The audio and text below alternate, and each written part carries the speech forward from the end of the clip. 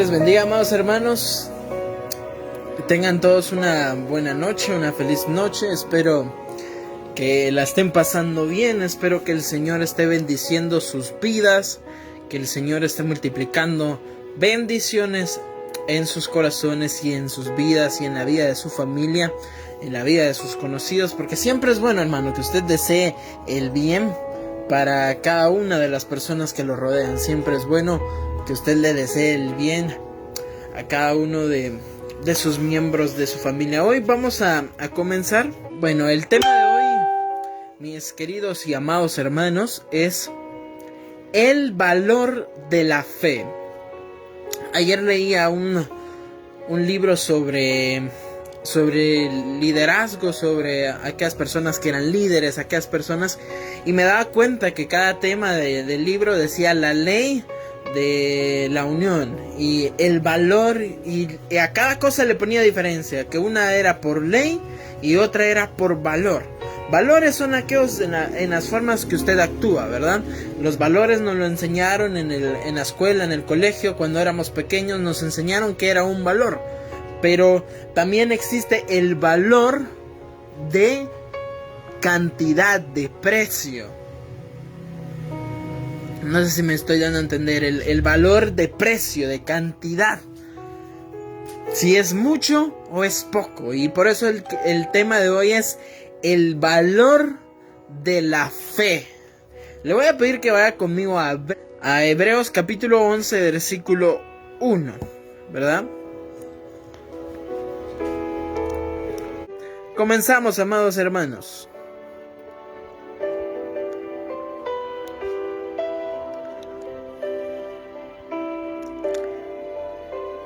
Hebreos capítulo 11 versículo 1 en la versión JBS dice: es pues la fe la sustancia. Presta atención acá a lo que dice, es pues la fe la sustancia de las cosas que se esperan, la demostración de las cosas que no se ven. En A Dios habla hoy dice: tener fe es tener la plena seguridad de recibir lo que se espera y estar convencido de las cosas, de estar convencidos de la realidad de las cosas que están por venir. Pero aquí en la JBS dice: es pues la fe la sustancia. En la Biblia, en la versión 60 dice: es pues la fe la certeza, ¿verdad?, de lo que se espera y la convicción de lo que no se ve. Acá dice: es pues la fe la sustancia. Sustancia, dígase de acá cosa o de aquel elemento que utilizamos para poder crear algo. Una medicina está hecha de diferentes sustancias, de diferentes tipos de combinaciones de utensilios que se usan para poder crear una medicina, ¿verdad? Un perfume está hecho de diferentes sustancias, ¿verdad? Está el agua, está el alcohol, está la esencia, están un montón de sustancias ahí. Cuando usted compra su shampoo, en la parte de atrás dice: esto tiene vitamina de no sé qué, también tiene un poco de color que no sé qué, que no sé cuánto, y ahí trae las sustancias, ¿verdad? El porcentaje de sustancia. Y aquí dice: es la fe la sustancia de las cosas que se esperan. ¿Cuánto de porcentaje tiene usted de fe? ¿Cuánto cree usted? Por fe dice que vamos a poder ver cosas grandes, pero ¿qué tanta fe tiene usted? ¿Cuál es el valor que le está dando usted a su fe? ¿Será que usted utiliza su fe porque realmente cree en Dios? ¿O realmente solo dice tengo fe, pero no pone su fe en acción? Mire, vamos a ir a Marcos capítulo 11 versículo 24.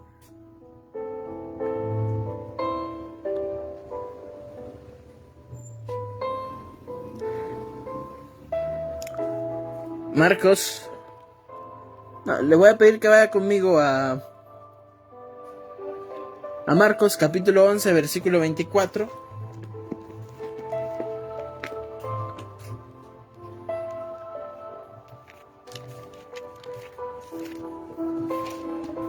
Marcos capítulo 11,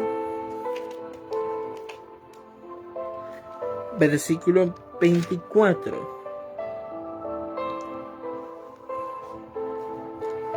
Dice, oigan bien, oren por cualquier cosa y si creen, la recibirán, seguro que la recibirán.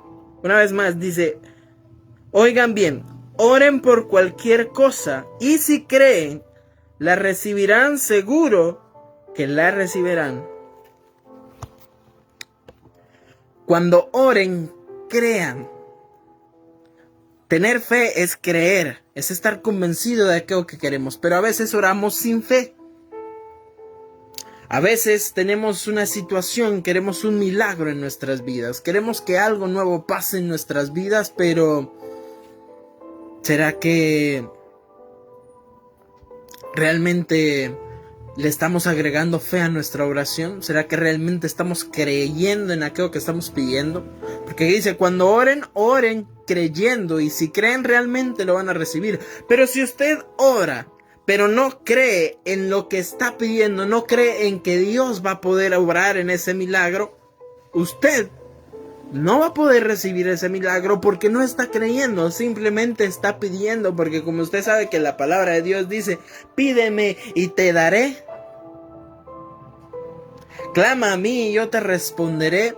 Y usted dice, bueno, pues la palabra de Dios dice así, entonces es obvio que Él me va a contestar, es obvio que Él va a orar un milagro en mí. No, hermano, pero a cada cosa que nosotros hagamos tenemos que agregarle fe. Hay un pasaje en la Biblia, dice, a la fe agrégale virtud y a la virtud agrégale. Y entonces la fe es esencial a cada situación de nuestras vidas. Si usted pide con fe, va a recibir, porque dice, si oras y crees en lo que estás pidiendo, realmente lo vas a recibir. Segunda de Corintios, capítulo 5, versículo 7.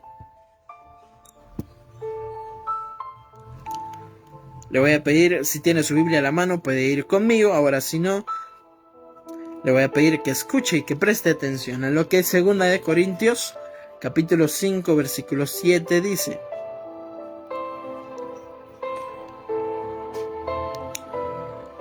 Segunda de Corintios, capítulo 5, versículo 7 dice, vivimos por fe, no por vista. En otra versión muy bonita, espero acá yo la pueda encontrar, que es la BLP. Vamos a ver si está por acá. Dice, la BLP, 2 de Corintios, capítulo 5, versículo 7, dice, y caminamos guiados por la fe y no por lo que vemos. Dice, y caminamos guiados por la fe. La fe nos va a guiar hacia donde nosotros queremos lograr llegar. Pero, ¿y si nuestra fe no está plena? Si nuestra fe no está segura, si no realmente no estamos creyendo en lo que va a pasar en nuestras vidas, usted no va a avanzar. Se lo pongo así. Hermano, yo quiero crecer espiritualmente. Usted tiene que tener fe. ¿Por qué? Porque si usted cree que lo va a lograr, lo va a alcanzar, va a empezar a caminar conforme a su fe. Y es que la fe sin obras, la palabra de Dios dice, la fe sin obras es muerta. Tenemos que hacer obras extraordinarias. Si usted tiene fe de que va a llegar a un nivel espiritual muy alto, por su fe tiene que orar, tiene que ayunar, tiene que leer la Biblia, porque usted no va a crecer así espiritualmente si realmente no hace nada. Usted no va a alcanzar su milagro si realmente no actúa su fe, si su fe no tiene un porcentaje, no le da valor a su fe, el valor que su fe merece.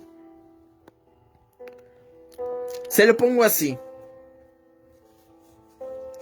Mateo, capítulo 17,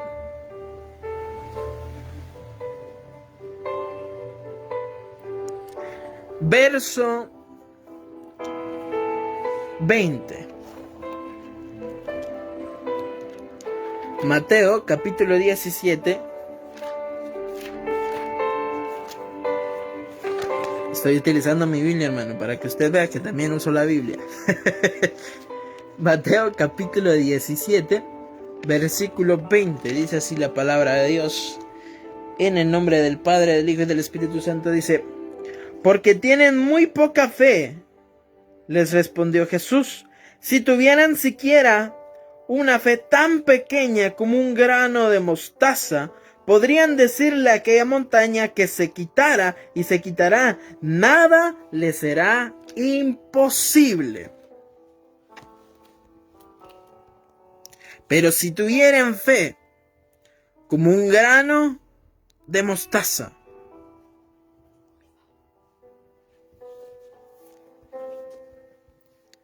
si tuvieran fe como un grano de mostaza. Ya en un grano de mostaza, lástima que no tengo acá un grano de mostaza, pero un grano de mostaza es así, pequeñito, chiquitito, ¿verdad? No, si mucho en el dedo acá se puede reflejar, pero se caería porque es muy pequeño. Pero un grano de mostaza es muy pequeño. Pero hermano, usted nos está hablando de que le tenemos que dar un valor a nuestra fe. Tiene que ser grande, ¿verdad? Nuestra fe tiene que ser grande, dice usted. Y acá Jesús dice que nuestra fe, si fuera como un grano de mostaza, va a ser muy grande. Pero quiero que entendamos algo.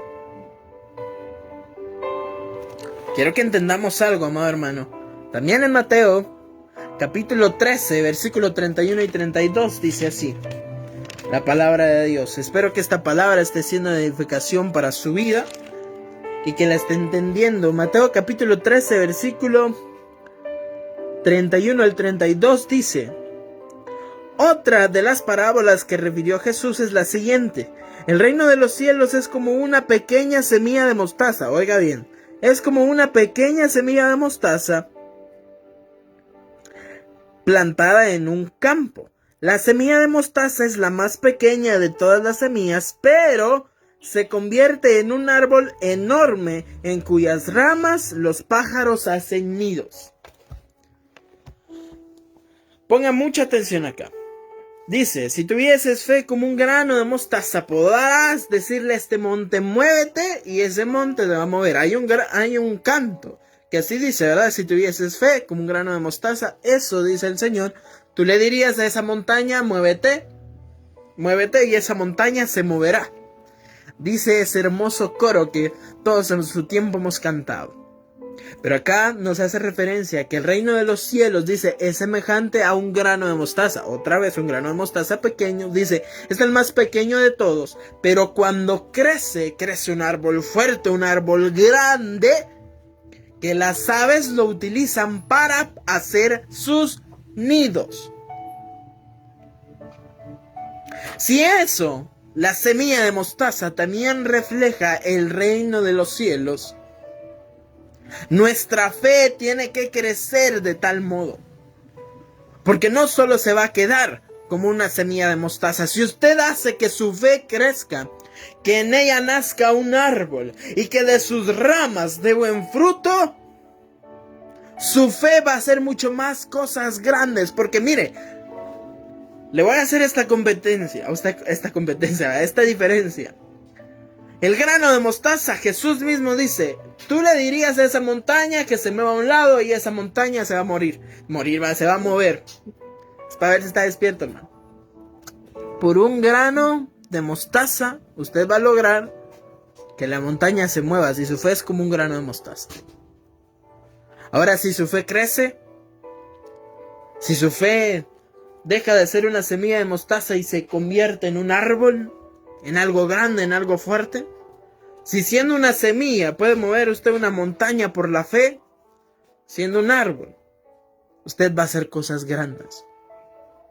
Usted va a hacer cosas fuertes, usted va a hacer cosas poderosas. Si tiene fe. Hay un canto, dice, todo es posible si puedes creer. Fe mueve la mano de Dios. Tu fe tienes que encontrarle un valor extraordinario. No vivir por lo que ves, sino vivir por lo que crees que pronto volverá a ti y pronto recibirás, porque la fe hace cosas grandes. Diga conmigo ahí donde usted está. La fe hace cosas grandes. Si usted tiene un familiar enfermo, tenga fe, porque la fe hace cosas grandes. Si usted está pasando por una enfermedad grave, usted tenga fe, porque la fe hace cosas grandes. Ahora, nosotros muchas veces hacemos que nuestra fe se desgaste, se baje. Le quitamos valor. Hacemos que nuestra fe entre en un proceso de descomposición. No le estoy diciendo que usted cuando deja de creer rápidamente su fe se acaba. Es como las frutas, como las verduras que usted deja en el olvido y no las mete a la refri, o las olvidan a refri, porque hay quienes las meten a la refri pero las olvidan en la refri. Empiezan en un proceso de descomposición. Si yo mordiera una manzana ahorita y la pusiera acá enfrente de la cámara, en lo que yo estoy predicando usted se va a dar cuenta que la manzana entra en un proceso de descomposición. Se empieza a poner algo amarillita, luego empieza a ponerse algo café, luego vienen las moscas, se paran sobre ella y comienzan a comerla. Cuando usted siente, la manzana se pudrió. Las verduras empiezan su proceso de descomposición y cuando siente, se arruinó la verdura. Lo mismo pasa con nuestra fe.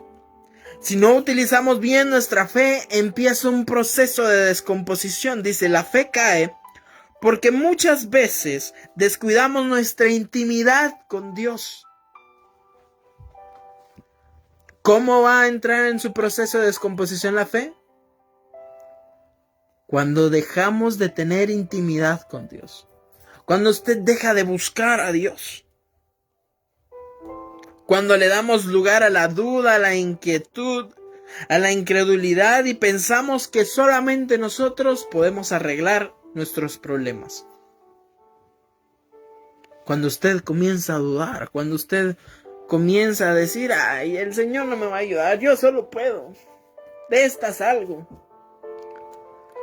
No, hermano, la fe mengua. La fe entra en un proceso de descomposición. ¿Por qué? Porque usted ya no ora, porque usted ya no lee la Biblia, porque usted ya no ayuna, porque usted está dejando de creer en algo que vino a hacer que su vida fuera capaz. Tengo 9 minutos. En esos 9 minutos me quisiera ir a leer varias historias de la Biblia, pero se los voy a resumir. Lo que sí le voy a hacer es, le voy a decir Lucas capítulo 8, versículo 22 al 25.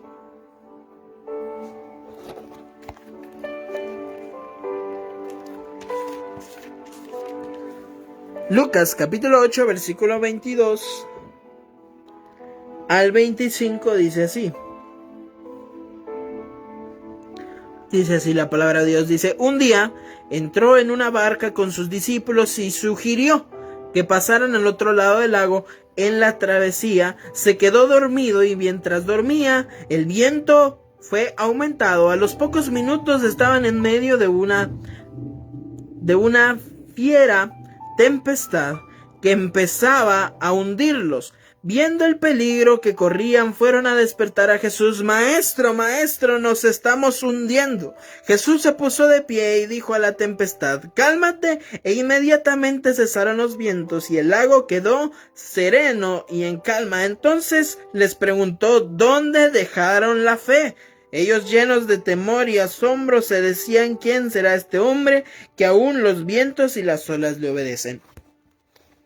Hay algo clave que dice acá Jesús. ¿Dónde dejaron la fe?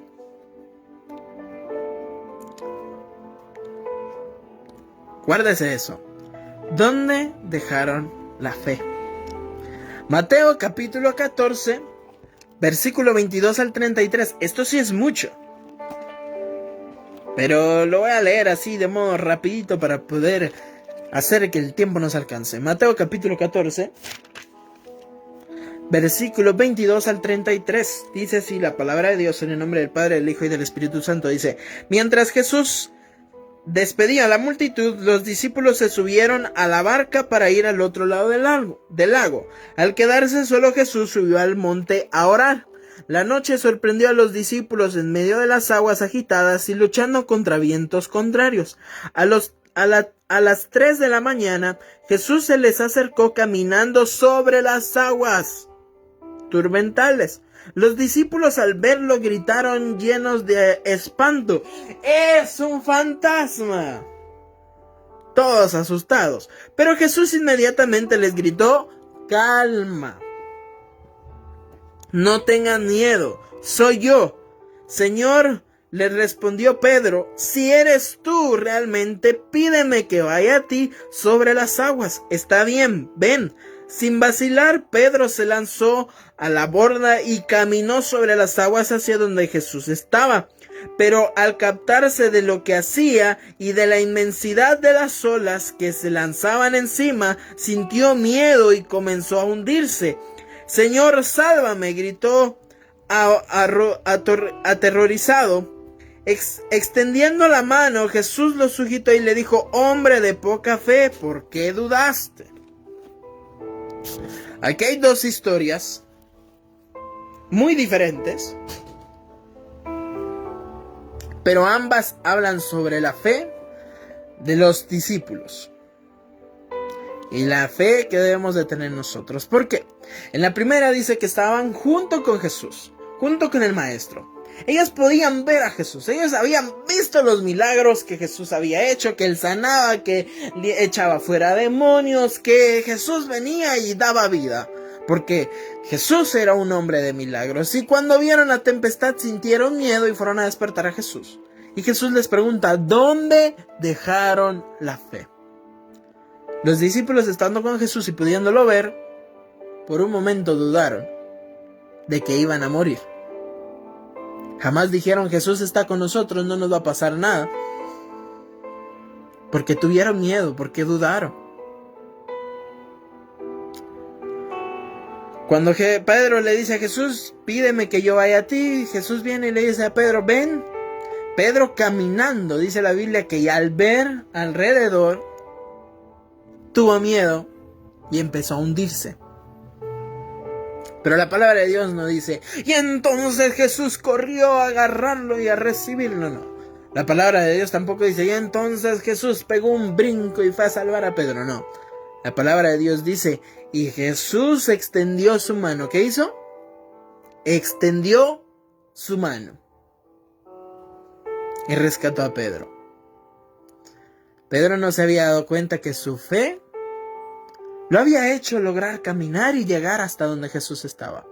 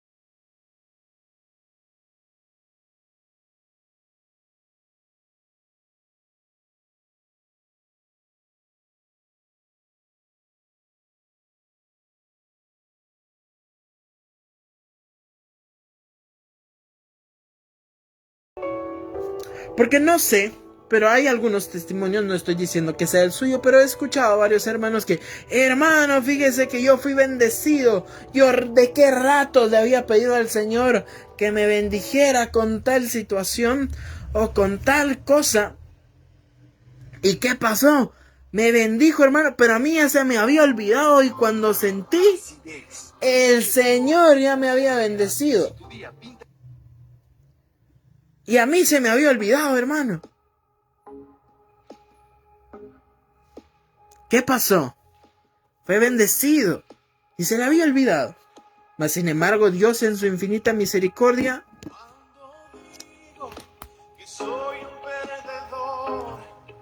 nos bendijo.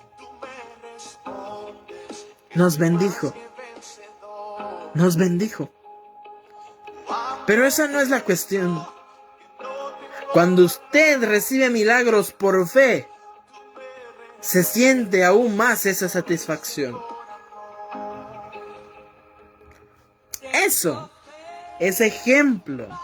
Cuando aquella persona tenía enfermo y mandó a su siervo a decirle a Jesús, Jesús, con tan solo tú digas que ellos sanen, ellos van a sanar. ¿Y qué dijo Jesús? En nadie he visto fe más grande que en la que contigo he visto ahora. Eso es fe. Eso es recibir un milagro por fe, no por misericordia de Jesús.